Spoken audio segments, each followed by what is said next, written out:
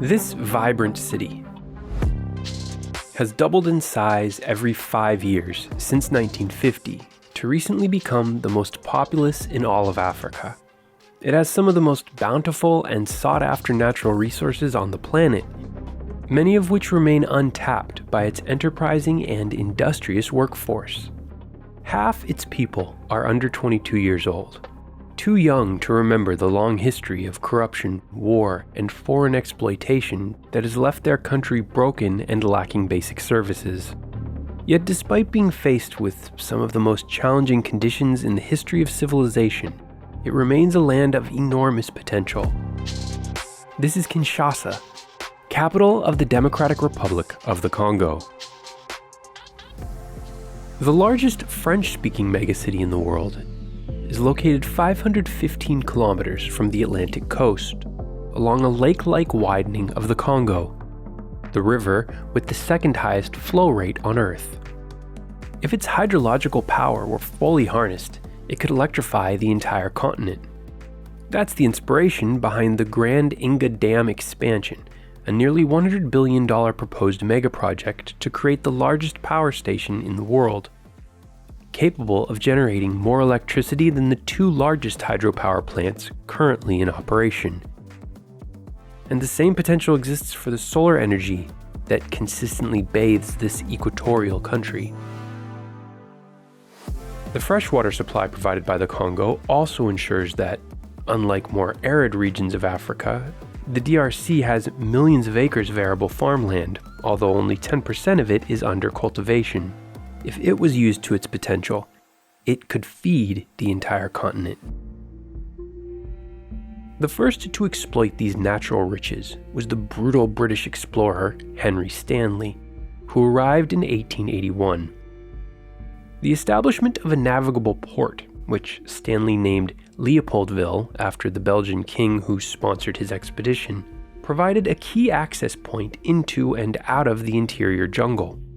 Under Stanley, colonialists massacred and maimed millions in a maniacal attempt to extract ivory and rubber.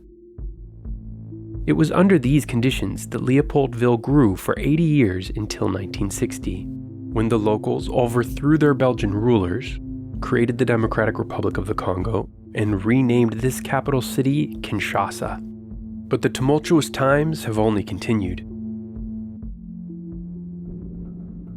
Prolonged civil wars in the DRC and neighboring countries have left tens of millions dead and displaced. In the 1960s, the Belgian and US-backed Mobutu Sese Seko seized control of the government, stole 4 billion euros from the public coffers, and committed numerous human rights violations over the course of his 3 decades in power. When rebel groups finally ousted him in 1996, the violence and corruption only continued with the rise of Joseph Kabila. Meanwhile, most of the DRC's 108 million citizens were left to scrape by in abject poverty. Relegated to the status of a failed state, today the DRC is one of the 20 most corrupt countries in the world, the second most food insecure, is patrolled by thousands of UN peacekeepers in its war-torn east, and is so dangerous that the US State Department recommends against all but the most essential travel. Most of this corruption and conflict can be traced to mining interests along Congo's eastern borders with Rwanda, Tanzania, and Zambia. The seismically active Rift Valley funnels tropical rainfall into the mighty Congo, the deepest river in the world with sections measuring over 219 meters.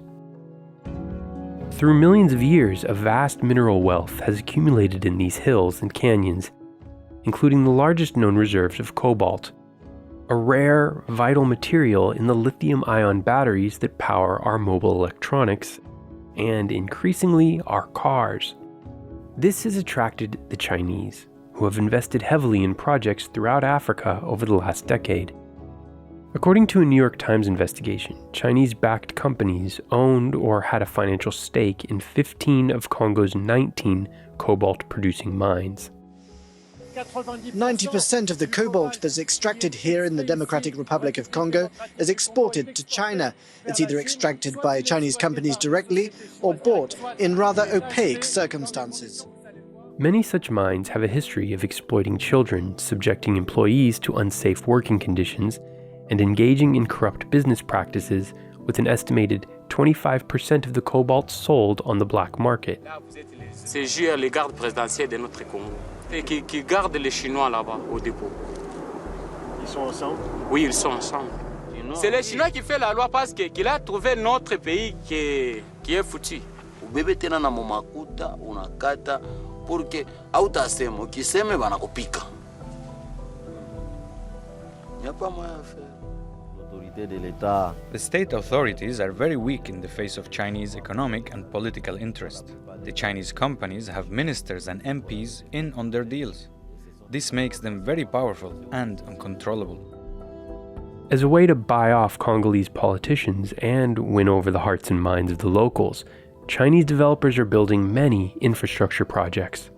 New hospitals, toll roads, apartment blocks, a Chinese-styled parliament building, and bridges are going up all over Kinshasa and the mining areas of the DRC. Investigative reporters have revealed how significant cuts of the revenue from these projects are siphoned off through off-the-book transactions that line the pockets of corrupt Congolese politicians, and that the Chinese are fully aware this is going on. At the same time, a common stipulation of these contracts is that Chinese workers, not locals, do the construction. This is why, within just the last 5 years, thousands of Chinese families have settled in Kinshasa.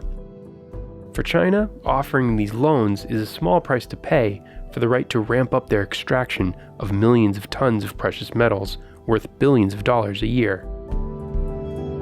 Still, for the average Quinois, as the residents of Kinshasa are known, a literal roadblock to economic development remains the fundamental lack of the basic infrastructure and public services needed to support everyday life and commerce. Even in this huge metropolis, home to numerous businesses and 3 universities, many roads remain unpaved and power is notoriously unreliable, even for the 20% of residents with access to electricity. There is no functioning municipal waste collection, and indoor plumbing is still considered a luxury. Clean drinking water can be impossible to come by, and public transit, for workers to ride to and from the expansive sprawl of outlying neighborhoods, is nearly non-existent. Much of the country's financial resources are concentrated in the hands of a very small subset of millionaire entrepreneurs, financiers, celebrities, and politicians, who reside along with international residents within insular gated communities, securely walled off from the rest of the impoverished city. A densely populated area of 150 square kilometers is home to most of Kinshasa's 15.6 million residents, 70% of whom work off the books in the informal economy. The streets are bustling with activity. Many people take on multiple jobs to get by. Africa News, Palmarès, Machette, Lefa. Among them are couriers, street sweepers, maggot sellers, bread sellers, and jewelers. The hustle is even harder for those in small villages in the countryside. Mobile merchants, known as traffickers, may be their only source of basic necessities like cooking oil.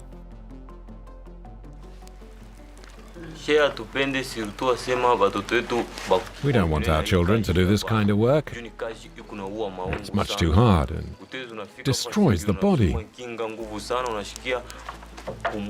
We've had to push the bike so hard sometimes that our lungs run out of air and we get sick. When I was at school, I never imagined I'd end up like this. I thought my studies would mean I could change my life. I never once thought I'd be doing this sort of thing. I wanted to continue my education and study law, but I had to stop. If God had helped me, I would have become a magistrate. I had hope for a better life. These traveling salesmen trek for hundreds of kilometers on foot over treacherous dirt roads in order to reach some of the most remote and destitute parts of the world, areas that would otherwise be completely isolated. Others illegally board trains traveling along unmaintained tracks, like this one, the only method of public transit between Kinshasa and the undeveloped jungle to the south. Its service is so unreliable that interruptions can last up to 5 months. Oh, we're fine here. In 8 or 9 hours we should be arriving. 7 hours and 50 minutes if the going's good. In the old days we used to do it in 4 hours. But the tracks become very bad and there's no proper maintenance these days.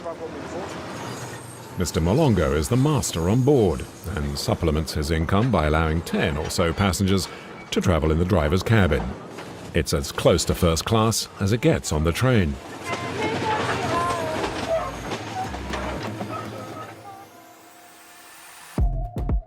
Kinshasa is now home to 14% of the DRC's population, yet it accounts for 85% of its GDP. More than 5 times larger than the DRC's second and third most populous cities, Quinois have an outsized influence on the future of their country.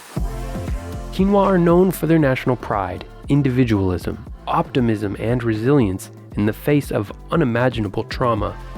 And their distinct sense of cultural identity has inspired a range of creative movements that influence all of Africa.